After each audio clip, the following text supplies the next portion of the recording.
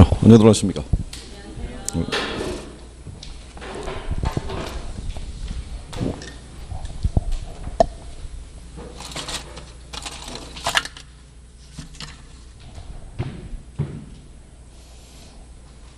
오늘 134페이지 하시는 거예요?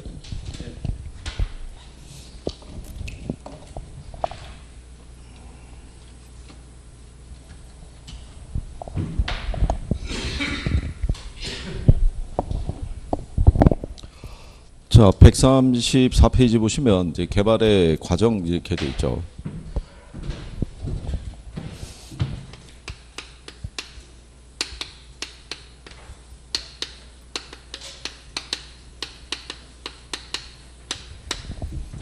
여기는 이제 왜 노란색으로 해드리냐면 지문 안에서 이제 이게 순서 안에서 몇 개씩은 이제 활용을 해줘요.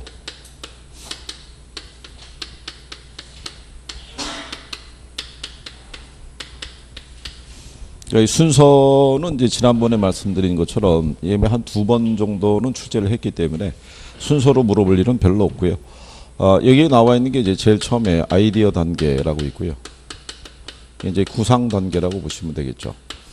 요거는 이제 개발업자들이요, 시장에서 어떤 공간을 이제 필요로 할 것인지를 사전에 이제 분석을 해서 거기에 따른 이제 기획을 하는 단계가 이제 아이디어 또는 구상 단계라고 생각하시면 되겠죠. 개발업자의 아이디어에서 개발된 것 중에서 대표적인 게 뭐 콘도, 예전에 가면 이런 콘도 같은 것도 있었다는 얘기죠. 그러니까 콘도라는 것에 대한 이제 수요가 늘어난 것은 소득이 증가하다 보니까, 예전에 이제 콘도 이런 개념이 없을 때는요, 돈이 많은 사람이든 적은 사람이든 간에 휴가를 가면 이제 한 장소에 같이 어울리서 이렇게 지내다 보니까 돈이 좀 많은 사람들이 불편함을 느꼈다는 얘기죠. 그래서 자기들만을 위한 이제 휴식 공간, 이걸 필요로 했을 때 개발업자들이 이거 지어서 분양해서 이제 대박을 터뜨렸던 거죠. 그래서 예전에는, 지금이야 이제 뭐 그 양반이 잘 사냐 못 사냐에 대한 부분이 뭐 골프장 회원권이라든가 아니면 뭐 피트니스 센터 회원권, 근데 옛날에는 콘도 회원권이 있느냐 뭐 이걸 가지고 척도를 삼았던 적도 있었으니까요. 그러니까 그런 거를 이제 구상하는 단계죠. 그리고 구상을 하고요. 그 다음에 이제 예비적 타당성 분석을 하죠. 요거는 이제 계략적으로 이 개발 사업에 대한 경제성을 분석을 한다고 보시면 되겠죠. 저기에서 이제 수익성 여부를 분석을 하는 것을 우리가 이제 예비적 타당성 분석. 그러니까 요거 할 때 지난번에 설명해 드린 것처럼 이 비율을 가지고 측정을 하죠. 비용 편익 비율이라고 그래 가지고요.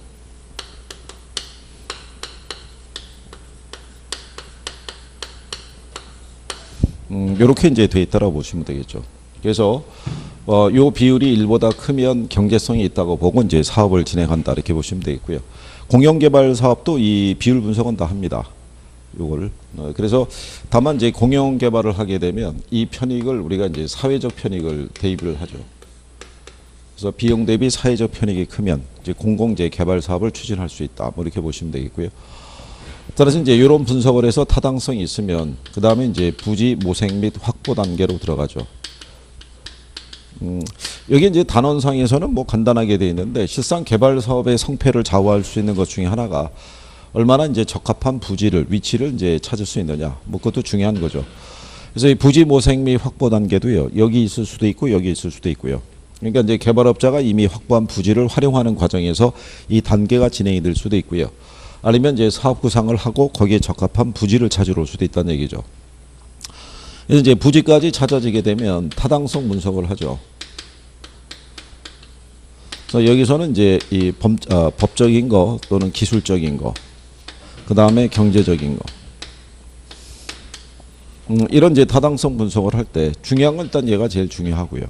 예전에 여러분 시험에는 법적인 타당성 분석이 제일 중요하다고 이렇게 틀리게 준 적도 있죠.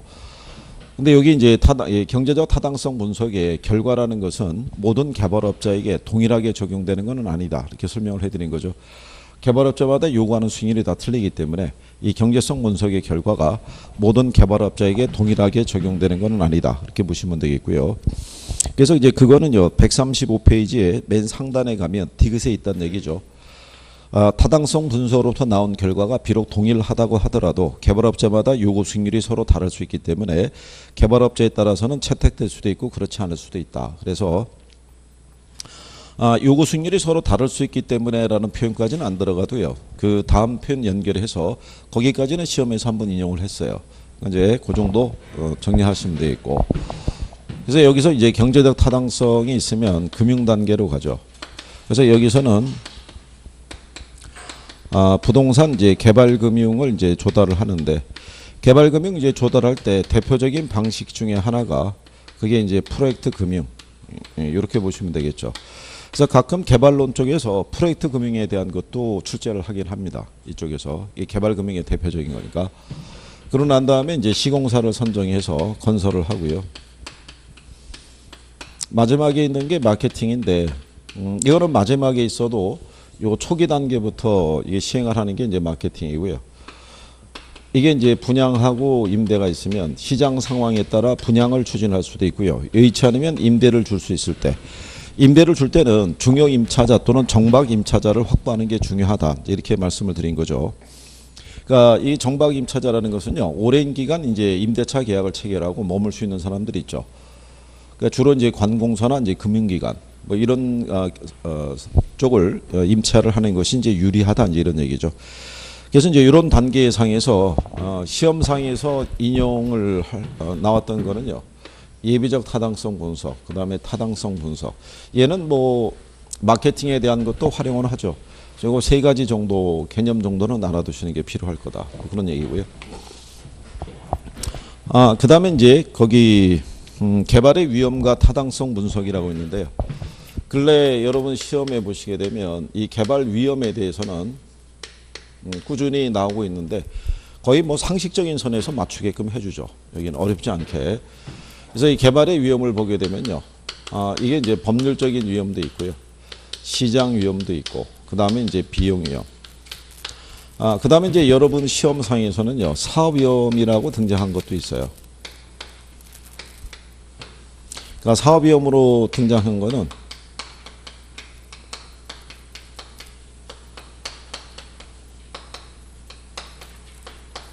이렇게 매장 문화재가 출토가 됐을 때 이게 이제 개발 사업에 있을 때 사업 위험에 해당이 된다. 이렇게 보시면 되겠죠.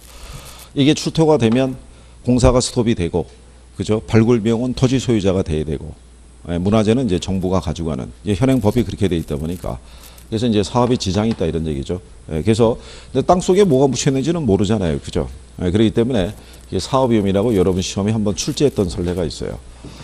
그다음에 이제 법적인 위험은요. 각종 인허가라든가 아니면은 이제 지역 주민과의 어떤 이제 갈등. 인허가 관계에 있을 때는요. 요거는 행정관청하고 결부가 되어 있기 때문에 이 위험은 개발업자 입장에서 보면 피할 수 없는 위험에 해당이 되죠. 그러니까 요게 이제 시험상에서 한 2번 인용이 된 거죠. 이거를 만약에 시행사나 시공사가 컨트롤할 수 있는 위험이다라면 틀리겠죠. 그러니까 작년 시험에 이제 그렇게 언급이 된 거죠. 그러니까 거의 상식적인 선에서 준 거죠. 지역 주민하고의 갈등 관계는요. 지금 서울 쪽에서 청년 행복주택을 공급을 할 때 그 지역 주민들이 지금 시위하고 들어서면 안 된다라고 지금 반대하고 있죠. 이제 그쪽 지역이 이제 좀 주거 지역으로 노후화된 지역인데 거주하고 계신 분들이 대다수가 임대를 줘서 임대 소득으로 살아가신 분들이 많다는 얘기죠. 근데 청년 그 행복주택에 들어오면 임대료가 좀 싸고 그다음에 젊은 친구들이 왔다 갔다 하니까 이제 동네가 좀 시끄러울 수도 있다. 뭐 이런 이유로 들어서 이제 반대하고 있는데 어쨌든 그렇게 되면은 사업을 추진하기가 조금 부담스럽다는 얘기죠. 그래서 뭐 이런 것들이 이제 법적인 위험 뭐 이렇게 해당이 되고요. 요거를 우리가 이제 줄이기 위해서 할 수 있는 방법이 이용 계획이 확정된 부지를 사용하는 방법이죠. 요거는 시험상에서 한 3번 인용을 했어요. 이용 계획이 확정된 부지를 사용하는 것도 있죠. 무슨 위험을 줄이기 위한 법률적 위험을 줄이기 위한 방법으로는 이용 계획이 확정된 부지를 사용하는 것도 한 방법이다. 이렇게 나왔던 거죠. 얘를 사용한다고 위험 자체가 완전히 제거되는 건 아닌데요. 줄일 수 있는 방법 중에 하나다. 뭐 이런 얘기고요. 그 다음에 이제 시장 위험이라는 것은요. 이거는 갑작스러운 이제 경기 침체 등으로 인해서 분양이라든가 또는 임대 있죠. 이게 이제 지연될 때 그때 나타나는 걸 이제 시장 위험이라고 얘기를 하고요. 요 시장 위험 관계를 우리가 이제 줄이기 위해서 뭐 할 수 있냐면 선분양 이런 걸 채택할 수 있다는 얘기죠. 제가 그래서 이제 시장 위험을 줄이기 위해서는요. 뒤에 보시게 되면은 그림 하나 나와 있죠. 136페이지에. 그 그림이 이제 이런 식으로 돼 있죠. 그래서 여기가 개발 사업이 100% 이제 완공이 되는 걸 가정했을 때 개발 사업 초기는 뭐가 크냐면요. 위험이 크죠. 근데 완공이 가까워지면은 그 위험 자체가 좀 줄어들고요. 그리고 완공이 될 무렵이면은 부동산의 가치는 높아진다는 얘기죠. 근데 개발 사업 초기에는 어쨌든 간에 위험이 크니까 이거를 선분양을 하게 되면 그 위험을 수요자에게 전가시킬 수 있다. 뭐 이런 표현이 되겠죠. 그래서 시장 위험에 대한 부분이 있고요. 그 다음에 이제 끝으로 나오는 게 비용 위험이라고 있죠. 그러니까 비용 위험은 공사 기간의 연장이라든가 또는 뭐 인플레 등에 의해서 추가적인 이제 비용 부담이 늘어날 수 있다. 뭐 이런 얘기죠. 그래서 이제 이거를 줄이기 위해서 최대 가격 보증 계약을 체결할 수 있다.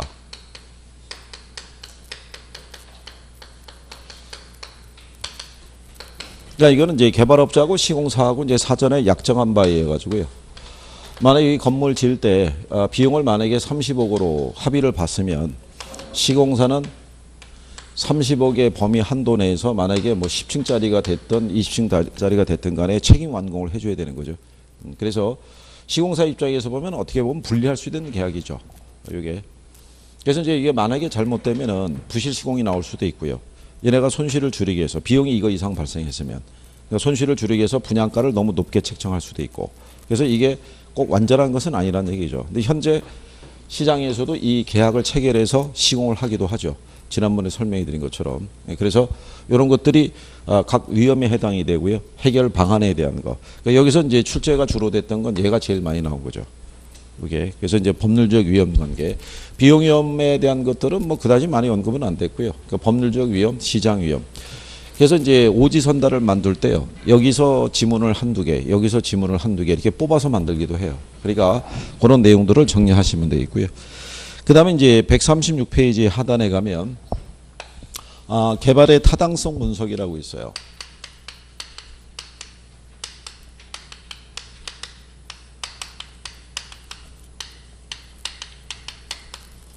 그러니까 이제 요거 세 개를 묶어 가지고 오지선다가 구성이 되기도 해요. 그래서 개발의 타당성 분석을 보시게 되면은요.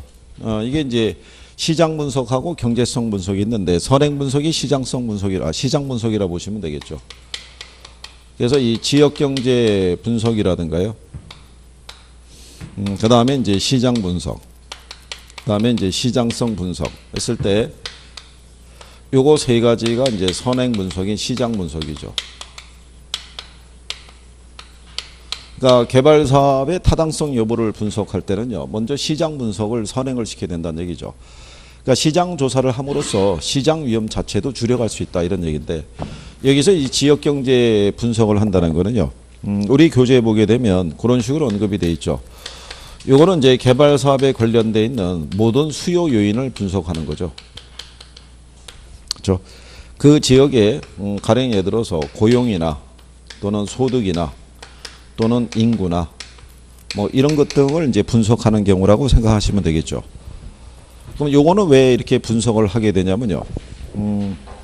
개발 사업을 우리가 추진하려고 그러면 부동산 수요가 많은 곳에서 이루어져 있는 얘기죠. 그러니까 지금 같은 상황에서 만약에 그 밑쪽에 있는 이제 군산이라는 도시에다가 만약에 뭐 오피스라든가 상가라든가 주거를 공급하게 되면은 분양이 잘 안 될 거라고 예측할 수가 있죠. 그러니까 그런 지역을 피해서 뭐가 많은 쪽에 수요가 많은 쪽에 개발 사업이 이루어져야 된다. 그래서 이 수요에 영향을 줄 수 있는 요인들을 분석하는 게 그게 지역 경제 분석이라고 보시면 되겠고요. 그 다음에 나오는 이 시장 분석이라는 건요. 그렇다고 개발업자가 모든 수요를 다 감당할 수 있는 건 아니고요. 그러니까 이 안에서 개발업자는 시장을 세분화하고요. 그 다음에 시장을 뭘 하냐면 차별한다는 얘기죠. 그러니까 이제 예를 들어서 뭐 상가도 있고 오피스도 있고 주거도 있다 그러면 그 안에서 만약에 주거를 공급하는 과정이다. 그러면 이 안에서 적절한 뭐를 찾아야겠어요. 표적 시장을 또 선정을 해야 되죠. 그래서 만약에 20, 30대 젊은 이제 독신 남자를 대상으로 해서 주거를 공급한다라고 그랬을 때 기존에 있는 그 주거 형태는 대부분 뭐 원룸이라든가 아니면 뭐 고시원이라든가 뭐 이런 식으로 돼 있을 때 거기에 어쨌든 간에 공동주택의 형태를 갖고 있는 도시형 생활주택 같은 것을 이렇게 공급을 함으로써 기존 주거하고 이제 어떤 차별화를 도모하는 뭐 그런 거를 이제 분석해 볼 수 있는 거죠. 그러고 난 다음에 이제 여기서 가장 많이 시험 지문상에서 나오는 게 요거죠. 그러니까 시장성 분석은 전 단계에서 조사된 이 부동산을 대상으로 얘가 시장에서 매매 또는 임대될 수 있는 기간이 있죠. 요거를 조사하는 것이 이제 시장성 분석이죠. 그래서 요거를 파악하기 위해서 뭐를 하냐면 흡수율 분석을 하죠. 그러니까 흡수율 분석은요, 주변 지역에 유사 부동산이 공급이 돼 있을 때 어느 기간 내 분양이나 임대가 다 끝났는지 그걸 조사하는 거죠. 그래서 흡수율 분석은 과거의 자료를 토대로 해서 이거는 우리가 추세 분석을 한다고 얘기하는데 이게 이제 미래 수요를 추정하는 거죠. 미래 수요를 예측하는 거. 요것만 따로 지문으로 쓰기도 하고요. 얘만 따로 쓰기도 해요. 근데 이제 이걸 답으로 유도할 때가 있어요. 얘네들은 틀린 지문으로 준 적은 없고 요것만. 흡수율 분석은 과거 및 현재의 자료를 활용해서 현재 수요를 뭐 예측을 하는 데 있다. 뭐 그럼 틀린 건 겠죠.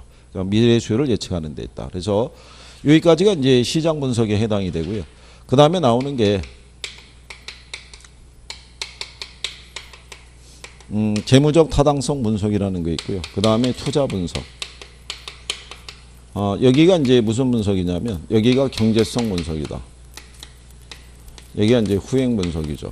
그러니까 개발 사업에 대한 최종 결정은 여기서 이루어진다고 생각하시면 되겠죠.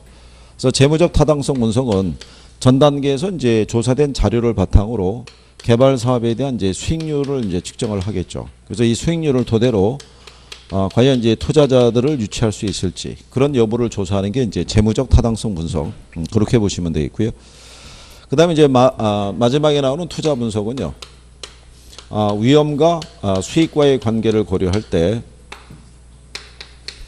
여러 개의 이제 개발 대안이 있을 수 있다는 얘기죠. 뭐 상가나 오피스나 또는 주상복합이나 여러 가지 개발 대안 중에서 가장 뭐가 될 수 있는 최유 이용이 될 수 있는 개발 사업을 이제 선택하는 거. 이게 이제 마지막 단계에서 이루어지는 투자 분석이라고 보시면 되겠고요. 이게 제일 상위 분석이라고 보시면 되죠. 그러니까 순서는 출발은 여기서부터 하는데 그래서 여기 순서도 한 번은 출제를 했으니까요. 그렇게 구별하시면 되겠고요. 그 다음에 이제 우리 교재에는 참고 안에 그 공공시설 민자 유치 사업이라고 있죠. 그거는 이제 별표를 하셔야 되죠. 시험상에서 인용을 잘 해주니까. 그죠? 작년에도 시험에 나온 거죠. 그거는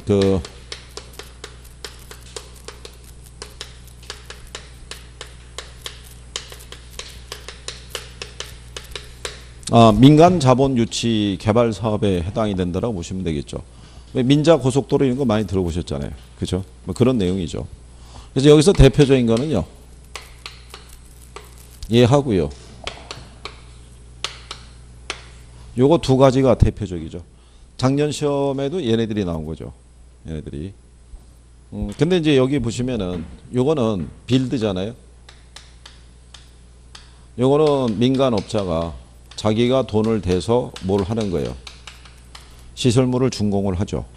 준공과 동시에 이게 트랜스퍼니까 소유권을 뭘 해준다는 거예요. 이전해 주죠. 정부나 지자체에게. 이전해주는 대가로 오퍼레이트라고 그래갖고요. 그 시설의 관리 운영권을 획득하는 이제 그런 방법이죠. 이게. 그러면 이 상태로 그대로 지문상에서 언급이 되겠죠. 그대로 따라가면은 무슨 방식을 할 수 있어요? BTO라고. 그러니까 요거는 시설 사용자에게 사용료를 갖다가 징수할 수 있는 그런 시설에 쓰여지는 거죠. 그러니까 주로 도로라든가 공항이라든가 또는 항만 이런 것 같은 이제 사회 간접 자본 시설에 이제 주로 많이 투입된다고 보시면 되겠죠. 그래서 주로 이제 민자 고속도로 건설할 때 이제 이런 거 많이 쓰죠. 가까운 여기 뭐 천안하고 논산 가는 연결하는 고속도로도 다 이 방식이죠. 그래서 그렇게 이제 운영하고 있다라고 보시면 되겠고요.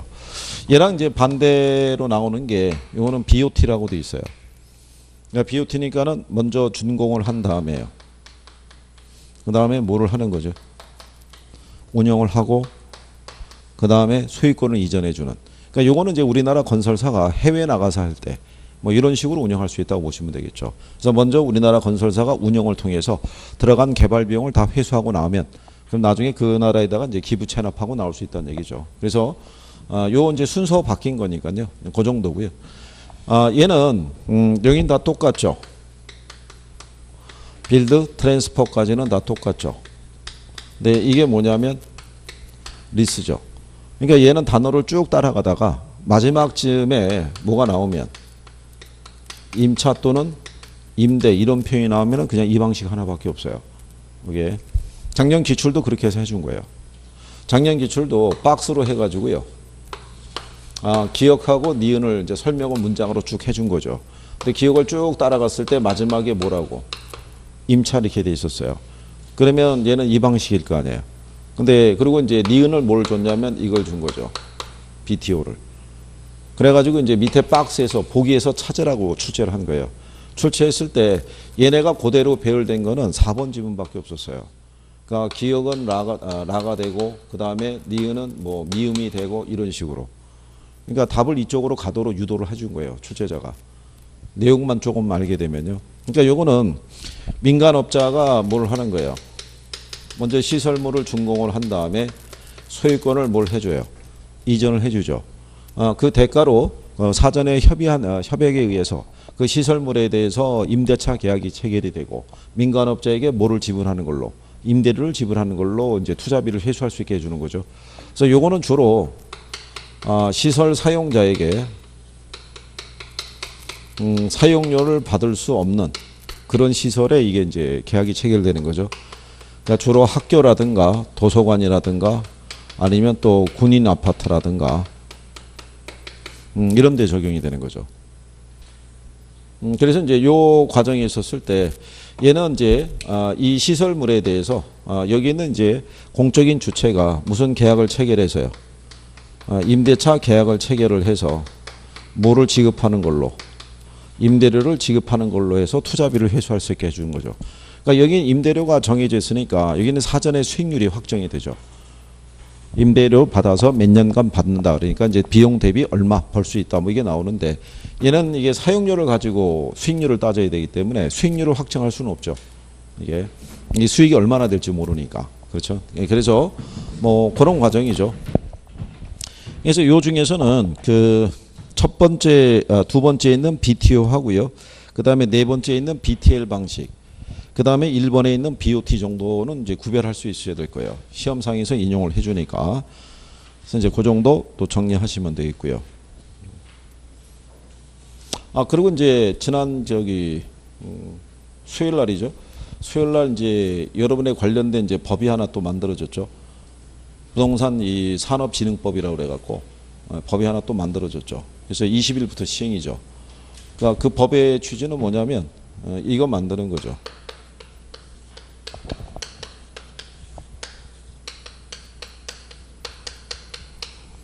종합부동산 서비스 주식회사를 설립할 수 있게끔. 그러니까 여기서 뭐 하는 거냐면요. 부동산에 대한 어떤 기획서부터 해가지고 개발이라든가 세무라든가 금융이라든가 이런 각종 서비스를 다 제공을 할 수 있는 이제 그런 회사의 설립이 가능하다는 얘기죠. 이게. 그래서 이제 일각에서는 우려하는 게 대기업의 어떤 이제 시장 진입 뭐 이런 것들이 발생하지 않겠느냐 뭐 이렇게 추정하기도 하죠. 근데 저게 등장하게 된 이유가 뭐냐면 현재 시장에서 기본적으로 팽배하고 있는 불만은 뭐냐면요. 중개업자에게 제공되는 수수료 대비 서비스의 질이 그렇게 높지는 않다. 이게 이제 일반적인 평이란 얘기죠. 그래서 이제 거기에 대한 뭐 사례나 이런 게 나오는데 가장 취약하게 등장하는 게 결국 금융하고 세무라는 얘기죠. 그러니까 이제 그런 부분에 대해서 이제 문제가 되니까. 그러니까 사례 나온 것 중에 하나가 그거예요. 부동산 이건 이제 계약을 해야 되겠는데 돈이 없으니까 융자를 받아야 된다는 얘기죠. 그럼 융자를 받을 때 융자 조건이 어떻게 되느냐를 중개업자에게 물어봤을 때 중개업자가 그 조건을 잘 모르니까 이제 주변에 있는 은행 이제 직원에게 이제 전화로 문의를 한 거죠. 문의했더니 은행 직원이 2%대로 대출 받을 수 있다. 이렇게 답이 왔나 봐요. 그래가지고 그 말을 믿고 계약을 한 거죠. 근데 나중에 막상 대출을 받으려고 그랬더니 3%대 중반 아니고서는 대출이 안 되는 거예요. 그러니까 이미 계약금 줬으니까 울며 겨자 먹기로 비싼 이자 주고 돈을 빌렸을 수밖에 없었다. 뭐 이런 식으로 이제 나오는 거죠.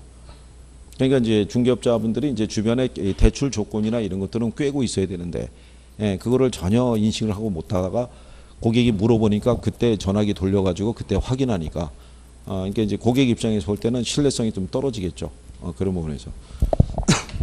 근데 대기업들은 중개 이쪽 부동산 시장에 진입을 하기 위해서 계속 기웃거렸던 건 사실이고요. 온라인 쪽에 있었던 뭐 부동산 124라고 들어보셨죠?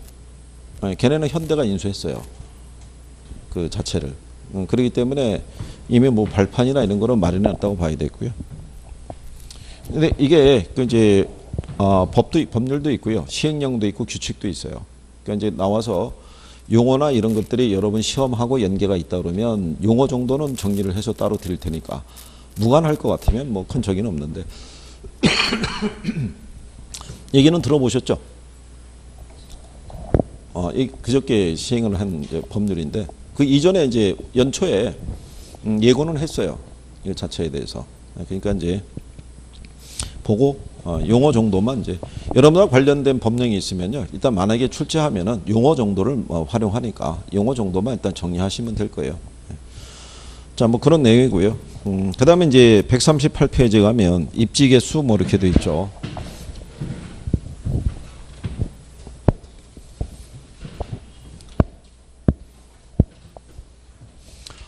거기가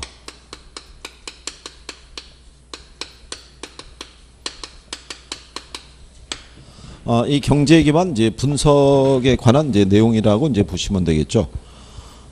그래서 이제 거기 보시게 되면 처음에 나오는 게 입지 개수가 있고요. 6번에 보면은 경제 기반 승수라고 돼 있죠. 이게 이제 경제 기반 분석을 하기 위해서는요. 지역에 우리가 활동을 보게 되면 크게 두 가지 활동으로 나눠져요.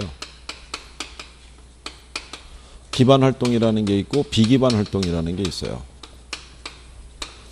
그러니까 기반 활동이라는 거는 그 지역에서 생산해서 외부로 이제 수출하는 그런 활동을 우리가 이제 기반 활동이라고 할 수 있고요. 비기반 활동은 생산을 해서 자체 소비하는 개념이라고 보시면 되겠죠. 그러니까 예를 들어서 대전 만약에 서구에 있는 D라는 한의원이 있어요. 그러면 이 한의원은 대전 시민들에게 의료 서비스를 제공하기 위해서 만들어진 한의원일 거 아니에요. 그런 애들이 무슨 활동? 비기반 활동. 근데 울산에 가게 되면은 H 자동차 공장이 있잖아요. 거기서 생산된 제품은 울산에서만 소비하진 않겠죠. 외부로 수출하잖아요. 그런 사람은 무슨 활동? 비기반 활동인데 이거를 이제 명확하게 구별하기는 힘들어요. 일반적으로 그렇게 나눌 수 있다는 거고요. 이게 대전 시민들을 위한 의료 서비스를 제공하기 위해서 만들어진 한의원인데 침술이 워낙 뛰어나가지고 전국 각지에서 치료를 받으러 와요. 그러면 얘가 또 기반 활동의 성격도 가질 수 있다 이런 얘기죠. 그러니까 명확하게 자르기 힘든데 일반적으로 이제 구별하면 이제 이렇게 된다는 얘기죠.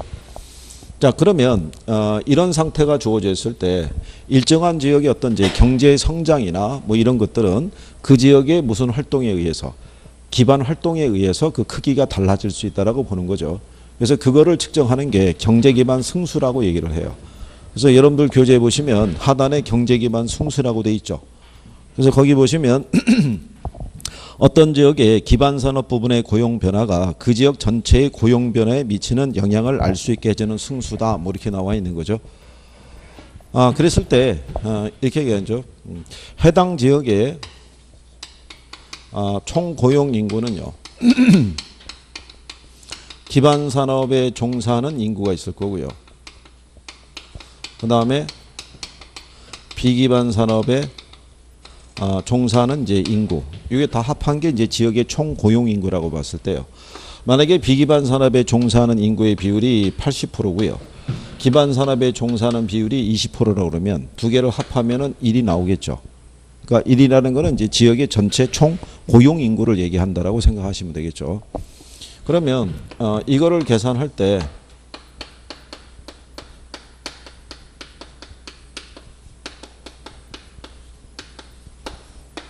이게 이제 그 지역의 경제 규모의 변화를 측정할 때 쓰는 경제 기반 승수를 나타내는 그 식인데요.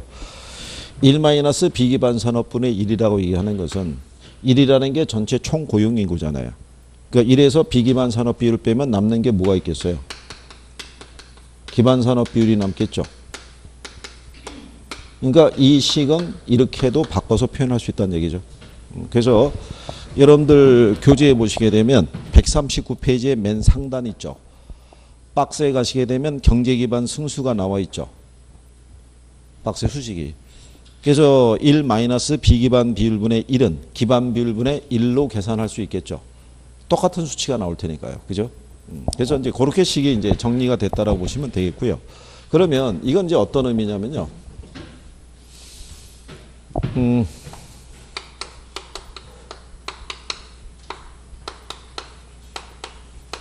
요 식을 대입해서 이제 우리가 그 기반 산업의 성장이 지역 전체에 미치는 크게 영향력을 우리가 측정할 수 있는데요. 여기 있는 델타 T라고 얘기하는 것은요. 지역 전체의 고용 또는 소득 등의 이 변화분을 얘기를 하고요. 요거는 이제 경제 기반 승수가 될 거고요. 여기 있는 이제 델타 B라는 거는요. 기반 산업의 고용 또는 소득의 변화분을 나타내겠죠.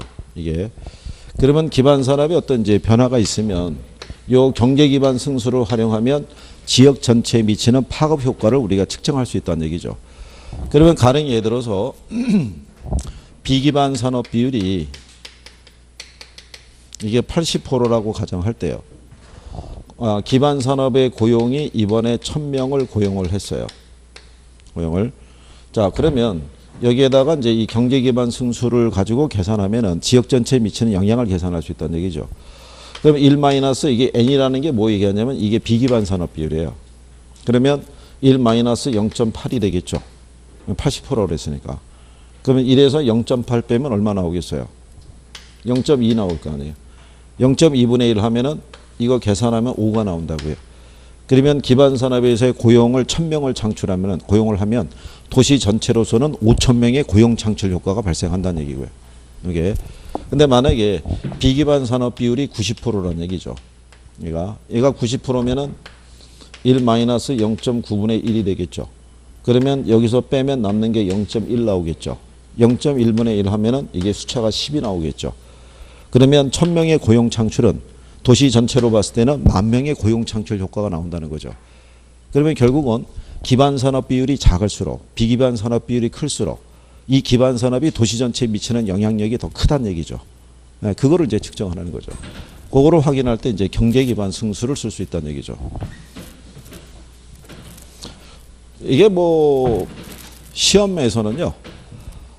아주 오래전이죠. 2004년도니까. 예, 14년 전, 5년 전에 그때 한번 나왔던 거죠. 계산 논리로 나온 게 아니고 이론으로 나왔었어요. 이론으로 나왔었는데 그때 당시에 이신청에 해가지고 그냥 전항 정답 처리되고 말았어요. 그 이후로는 등장을 안 하고 있어요. 근데 그때는 이제 시험이 워낙 좀 난이도가 있어가지고 합격자의 숫자가 많지는 않았어요. 그래서 이게 이 합격자의 수를 늘리는 과정에서 그 당시에 이신청을 한 15개를 받아줬어요. 예, 그 과정에 얘가 휩쓸려서 같이 받아들인 거죠.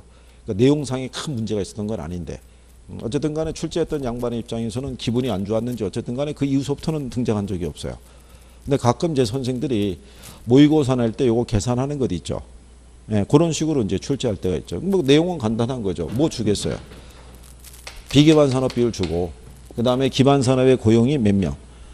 1000명이 늘었을 때 도시 전체에 미치는 파급 효과는 얼마가 되느냐 뭐 이런 식으로 물어보는 수준이죠. 그냥 이제 그런 내용으로 보시면 되겠고요. 뭐 계산식에 대해서는 또 크게 부담 갖지 않으셔도 되고요. 기존에 다른 것도 뭐 계산 중에서는 버린 게 많은데 뭐 이걸 뭐 새롭게 뭐 추가해달라 뭐 이런 얘기는 아니죠. 예, 그러니까 이제 있으니까 정리해드린 거죠. 예, 그러니까 그렇게 보시면 되겠고 또 전혀 안 드는 것보다는 그건 낫지 않으시겠어요? 예. 근데 다만 이제 문장으로 나오면 그거죠. 비기반 산업 비율이 어쩔수록 클수록 그죠? 경제 기반 승수 효과는 더 커진다고 보시면 되겠죠. 비기반 산업 비율이 커진다는 얘기는요. 상대적으로 기반 산업 비율은 어떻게 돼요? 더 작아진다는 얘기잖아요. 그러니까 얘가 작아질수록 경제 기반 승수 효과는 더 커진다고 보셔야죠. 그렇죠? 80%일 때는 승수가 5가 나오지만 90%일 때는 승수가 10이 나오잖아요. 그러니까 경제 기반 승수 효과가 더 커진다고 봐야겠죠. 무슨 비율이 작을수록 기반 비율이 작을수록 그게 도시 전체에 미치는 파급 효과가 크다 이런 얘기죠. 그런 내용으로 정리하시면 되겠고요. 그 다음에 이제 입지 개수라는 게 있죠. 이거를 매개로 해서 그 지역의 주된 산업이 기반 산업이냐 아니냐 여부를 우리가 판단할 때 입지 개수를 쓸 수 있다는 얘기죠. 그래서 입지 개수를 계산하는 공식은요. 전국의 전 산업에 대한 고용자 수분의 전국의 X산업에 대한 고용자 수 A지역 전산업의 고용자 수분의 A지역 X산업의 고용자 수. 자, 이거를 이제 대입을 해서 뭐를 계산을 하냐면요. 요거를 계산하면은 뭐가 나오냐면 전국의 X산업의 고용률이 나오겠죠. 그렇죠? 이걸 계산하면 그 위에 거 계산하면 뭐가 나오겠어요? A지역 X산업의 고용률이 나오겠죠. 이거를 측정해서 얘가 1보다 크다는 얘기는 얘가 특화되어 있다는 얘기죠. 전국 평균적인 고용률에 비해서 이 지역의 이 산업, 특정 산업의 고용률이 높다는 얘기는 A지역은 X산업이 무슨 산업이 된다? 기반 산업이 된다라고 얘기해 주는 거죠. 근데 수치가 1보다 작게 나오면 어떻게 해야 돼요? 특화된 산업이 아니겠죠. 평균에도 못 미치는 그런 수치가 나타나고 있으니까. 무슨 말인지 아시겠나요? 이제 그런 경우를 갖고 측정하는 거죠.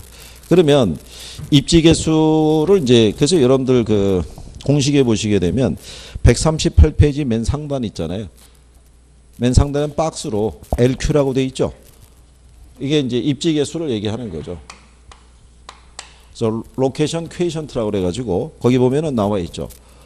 그 밑에 가면 LQ는 전국의 특정 산업의 고용비분에 지역의 특정 산업에 대한 고용비 이렇게 돼 있잖아요. 그게 요걸 압축한 거죠. 요 식인데 요걸 줄여서 요렇게. 그죠? 예. 근데 이거를 계산할 때 요령은요. 가끔 나와요. 최근에는 재작년 문제에서 이게 등장을 했는데 이걸 계산할 때 포인트는요. 분모를 먼저 계산하시면 돼요. 분모를 계산하시면 위에 거는 계산을 갖다가 다 하라고 유도하지 않고요. 암산 수준으로 맞출 수 있게끔 해줘요.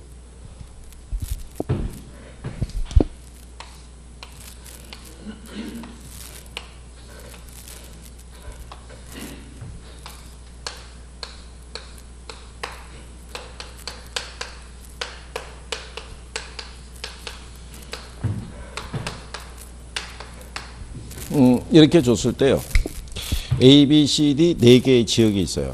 4개의 지역이 있는데 이 중에서 입지 개수가 1을 초과하는 그 지역이 있죠. X산업에. 그거를 고르라고 출제한 적이 있어요. 그래서 이게 이제 밑에 이제 숫자는 더 있는데 전국에 이제 전 산업에 대한 이제 고용자 수를 6,250명을 주고요. 얘를 3,350명을 준 거예요. 요거를. 그러면 요걸 일단 찾으셔야겠죠. 그렇잖아요. 찾으셔가지고 얘를 뭐를 하면 계산을 먼저 하셔야 되죠. 이거를. 그러면 3,350을 뭐로 6,250으로 나누면 이게 0.536이 나와요. 이게. 그러고 난 다음에 출제자들이 여기 요렇게 돼 있으면요. 여기 이제 여기로 내려가겠죠. 6,250명. 요렇게 돼 있을 때 A 지역의 전체 고용 인구가 1,000명이에요. 1000명인데 여기를 400명을 준 거예요. 그러면 1000에 400이면은 얼마 나오겠어요? 그러면 이게 A가 있고 B가 있고 C가 있고 뭐가 있을 때 D가 있을 때 1000에 400이면 0.4잖아요. 그러면은 분모보다 지금 작잖아요. 그러니까 1을 넘어설 수가 없죠. 그렇잖아요. 계산기 쓰는 게 아니라. 그 다음에 두 번째로는 얘는 여기를 2000명을 준 거예요. 전체 총 고용인구와 그중에 X산업에 종사하는 사람을 1200으로 준 거예요. 그럼 2000에 1200이잖아요. 그러니까 26, 10이잖아요. 그러니까 얘가 0.6이 나온다고요. 그러면 0.6이라는 거는 분모보다 크잖아요. 그죠? 그럼 얘는 1을 초과하는 거죠. 그러니까 일단 얘는 들어가는 거죠. 그러면 요거를 하나 계산하고 난 다음에 요거 두 개는 암산으로 할 수 있는 수준으로 맞춰주고요. 출제자의 의도는 이거 하나만 계산하면 된다는 거죠. 얘를 계산을 해서 얘가 1을 초과하면 답이 B하고 C가 될 거고요. 얘가 만약에 1을 초과하지 않으면 답이 B하고 D가 되겠죠. 그러니까 D는 계산을 안 해도 된다는 얘기죠. 이거를. 그래서 여기 숫자를 1150명인데 이걸 650명을 줬어요. 그렇죠? 그러면 요거를 일단 계산을 해봐야 된다는 얘기죠. 그죠? 그럼 계산을 하시게 되면 얼마가 나오냐면 얘가 0.565가 나와요. 그럼 뭐보다 커요? 분모보다 크잖아요. 그러니까 1을 넘어설 거 아니에요. 그 답을 B하고 C를 줬다고요. 그럼 D까지 계산할 필요는 있어요, 없어요? D까지 계산할 필요는 없죠. 심지어는 어떻게도 해주냐면요. 전국에 전 산업의 고용 인구가 가능해서 2만 이렇게 줘요. 근데 요 특정한 산업에 종사하는 사람을 10,000명. 그죠? 그러면 2만 분의 만이면 얼마겠어요? 0.5 나올 거 아니에요. 여기를 0.5를 주고요. 여기 같은 경우는 어떻게 주냐면 얘네가 전체 고용 인구가 5,000명인데 여기에 종사하는 사람을 2,500명을 줘요. 그럼 5,000에 2,500이면 또 0.5가 되겠죠. 그 문제는 순서를 물어본 거예요. 크기. 입지 개수가 큰 순서를 올바르게 나열한 거 이렇게 준 거죠. 그래서 B는 똑같이 0.5를 줘서 1이 나오게 해주고 얘는 1보다 크고 얘는 1보다 작게끔 배열을 그렇게 또 맞춰주는 문제도 있어요. 그러니까 요 내용 자체가 어렵게 주는 건 없고요. 그러니까 만약에 문제가 나오면 형태를 잘 보시면 돼요. 그러면 대부분 암산 수준으로 계산할 수 있게끔 배열을 해줘요. 그러니까 복잡한 건 아니고 만약에 나오게 되면은 뭐부터 먼저 계산해 놓고 분모 계산해 놓고 위에다 대입만 하시면 돼요. 이렇게. 그래서 몇 번 아마 연습을 하시면 될 거예요. 그죠? 그래서 그렇게 정리하시면 되겠죠. 자, 그런 내용이고요. 그 다음에 이제 139페이지 하단에 가면 부동산 관리 활동이라고 돼 있어요. 그죠? 이 계산 또 어려운가요? 이거? 오늘 참 그리고 자료 받으셨죠? 자료. 자료에 보시면 9번 문제는 답이 4번이라고 돼 있는데 4번이 아니고요. 3번이 답이에요. 오타가 있어서 9번은